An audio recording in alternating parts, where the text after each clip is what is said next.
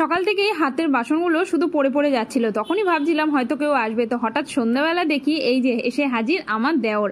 ওর নাম হচ্ছে রিকি, ও আমার পিস্তেতে দেওর। ও এসছে সেই টাটা থেকে। তো আমরা কিন্তু জানতামই না যে ও আসবে। তো হঠাৎ দেখে ওকে সারপ্রাইজ হয়ে গেছি সত্যি।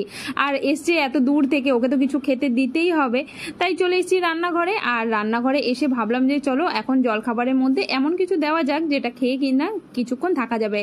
তো তার জন্য পাউরুটি নিয়ে নিয়েছি, আর এর মধ্যে নিয়ে নিচ্ছি বেসন। বেসনের মধ্যে অল্প একটু জল দিয়ে দিচ্ছি, আর জলটা দিয়ে বেসনটাকে প্রথমে ভালো করে গুলে নিব। বেসনের মধ্যে না দানা দানা হলে তাহলে মানে জিনিসটা ভালো হবে না।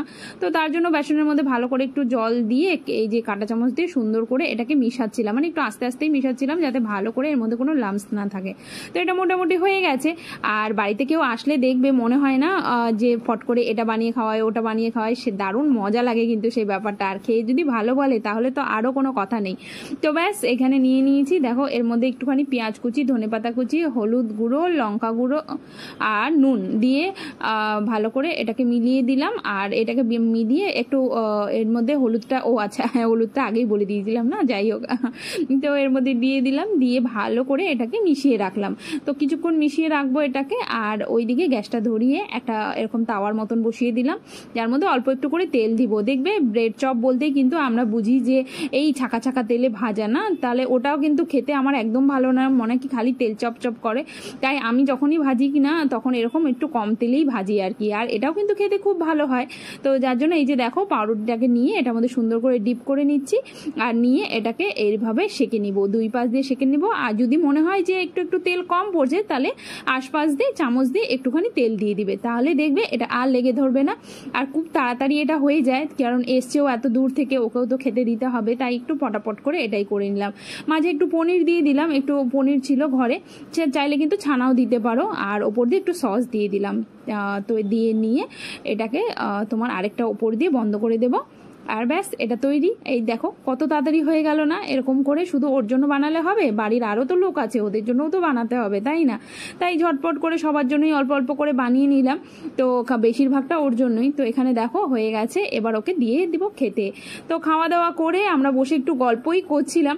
তো গল্প করতে করতে হঠাৎ দেখি বেলটা বাজলো। ও মা, দেখি আরেকজন অতিথি এসে হাজির। বাপরে, একদিনে কত অতিথি আসবে! এই দেখো এত বড় অতিথি, এটা তো বুঝতেই পারছো কে। হ্যাঁ, অনেকেই দেখেছো ফটো আর অনেক কমেন্টও করেছো, কিন্তু সেটা আজকে তোমাদেরকে ভিডিওটাতে দেখাচ্ছি। তো এইখানে দেখো ননদরা এসে হাজির হয়ে গেছে, আর সবাই মিলেই আনবক্সিং করা হচ্ছে। অনেক দিন ধরেই ইচ্ছে ছিল একটা কুলার নেব বলে, তো হচ্ছিলই না, কিছু না কিছু কারণে বাধা তো থাকেই, জানো তো সংসারে কত কাজ থাকে, তাই না?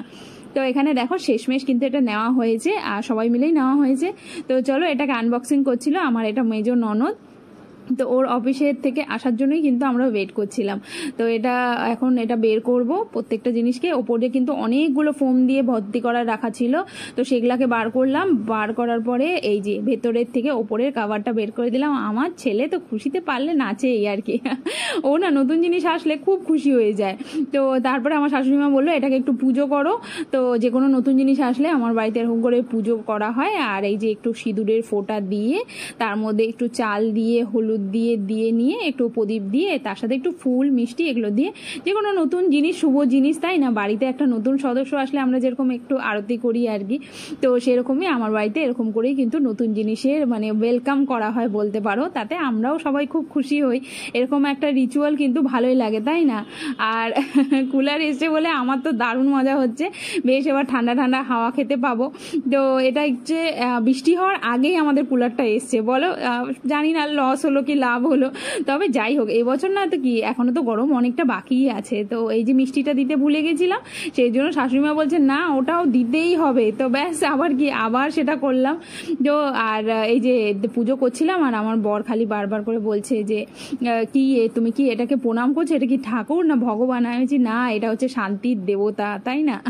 তো সবাই মিলে কিন্তু খুব খুশি, আর দারুণ দারুণ হাওয়া দিচ্ছিল, দারুণ ঠান্ডা হাওয়া।